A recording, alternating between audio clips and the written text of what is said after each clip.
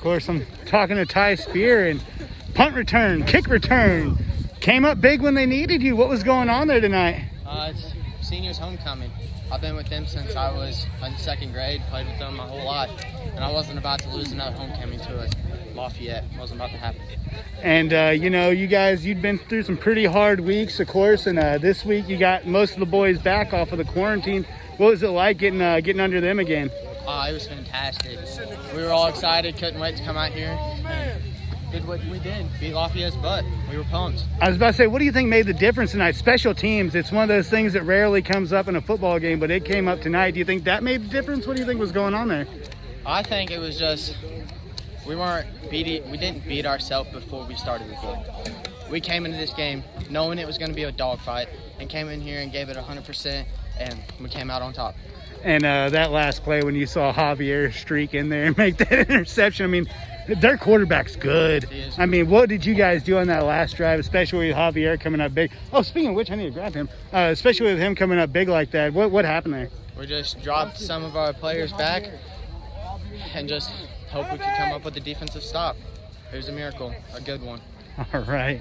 Well, that's all. Cameron's first time since 2013 where you guys have had 2 MEC wins. How does that feel to be able to help accomplish that feat? It feels fantastic. Awesome. Like, with our new coaches and stuff, we knew it would come.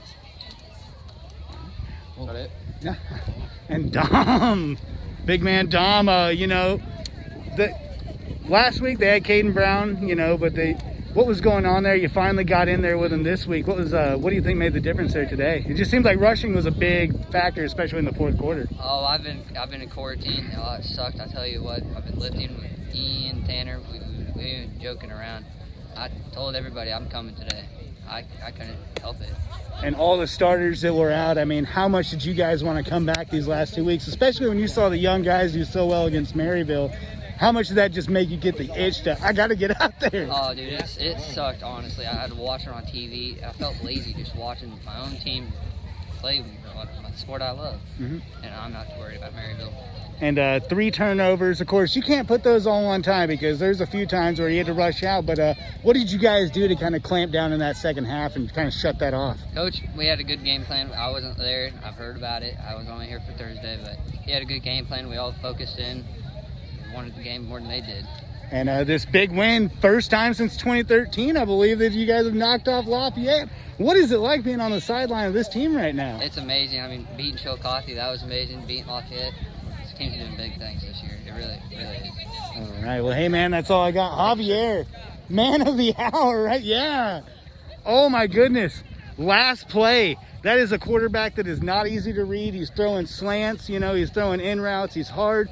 What did you see on that last play that got you that interception? Dude just started running like this. Like he's just, and then I just saw a quarterback went that way, so I just went that way. And everyone else was covering good, so there's no other option. Everyone had good coverage. People, the line rushed the quarterbacks. We just threw it. So is the line rushing him, and then process of elimination when you saw the guy's body language? When you got what was going through your head when you got the guy? I mean, you were only ahead 34-33. It could have went any other way before that point. I mean, was it a sense of relief? What was going through you at that moment? When I started running, I was tired. But yeah, everyone did good. Everyone just eliminated everything to where he only had to throw that. And then me and Ian both were there, so not me. He would have gotten that. So it was either one of you, and that quarterback was tough tonight, but what did you guys have to do on that final series to shut him down? Because he just, like I said, he was really hitting his receivers. He was doing pretty good. We just had to get more blitz and more pressure on the quarterback to where he just threw it and give it up. But, yeah.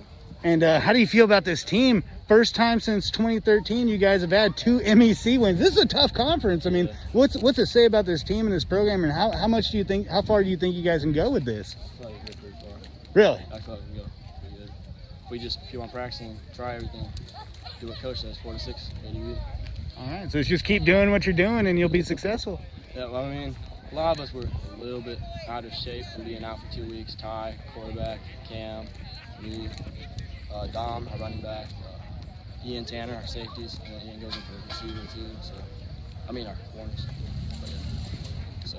All right. Well, hey, man, that's all I got. Congratulations on tonight, and of course, Preston. You know, huge game for you. That team they did some tricky things that were just hard to keep up with. But what were some of the challenges you saw both on defensive line and offensive line? Well, the screen passes, they were tough to read out, so we had to, we weren't reading the linemen at first when they were going out for the screen pass, and Coach Kanegi told us to keep going. And on that last drive, I read the screen pass and I got there and made the tackle. So it was really just a screen pass and stopping them. Hey, Ty! It's for homecoming. I'm sorry, man. I'm sorry. Good. But yeah. And how do you feel about this offensive line? Now, when you were, of course, you got called up. You got thrown in some odd situations, and the coach just said, I'm going to stick with the horse that got me here. And you've been playing a lot these last 3 weeks. What's it like to step into that big role like you did for these past few weeks? Well, yeah, the first 2 weeks I was just trying to learn it, and I got it down. But this week when Keegan went out, I was ready to go in and give it all I got on offense. So hopefully Keegan gets better and needs to go on offense. But, yeah, that's pretty much it. And with this trial by fire, how important was it to have these younger players see those two elite teams? And do you think that kind of led into your success tonight? Yeah. I feel like the younger players that have to go in, we've already played 2 games without our varsity starters, and I think we're doing good. Just got to keep going, stepping up. All right. No, man, that's all I got. Hey, congratulations on the win. Thank you. And I was just going to ask you one question about, because I didn't get to ask you at halftime, Homecoming King. Yes. You know, it was a rough game. You guys tightened it down, though, but what's it like to get Homecoming King tonight? That was a It's cool. I mean, my sisters have both been in attendance, and one of them won, so it's cool to keep going. And as far as this team, being honored like that, your senior year, what was that like for you tonight? It was cool. I mean, I'm always going to remember it. I mean, high school, senior. All right. One more question, which is tonight, ring rust. It happens, especially in that first half. But what did you guys do to kind of limit those turnovers in the second half? I mean, my teammates really cooled me down. I was rusty. I've been out 2 weeks. So, the coaches really, really walked over and said, hey, it's a big game. We need you. So, and the defense really stepped up. Defense wins the game, so. All right. And the final question is, when you saw Javier come down with that, you were on the sideline. What was going through your head tonight? I actually was at corner. Really? Yes. So you saw that firsthand? Yeah, I got like 3 plays, so both ways. Nice. Playing Iron Man. Well, hey, man, that's all I got for you. Congratulations on the night. All the celebration that went on there.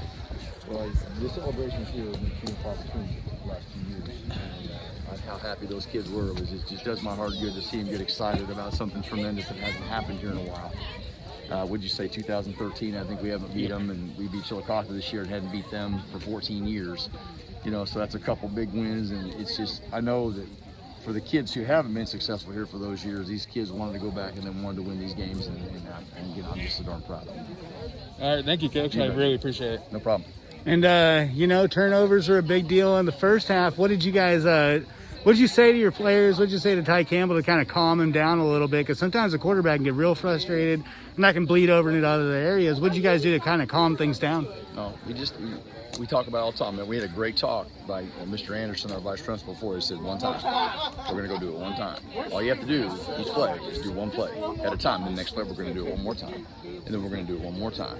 And we just said, hey, we can't look back at those plays. We're going to go one more time. And we're going to be positive this time. We're going to make something happen. These kids have been there. They've been down. They've had things happen. And they understand that you got to keep moving forward. And you got to play the next play. That's one of our big things that we talk about in our programs. You play the next play regardless of whether that last play was good or bad. And they understand that. And you saw them do it time and time again.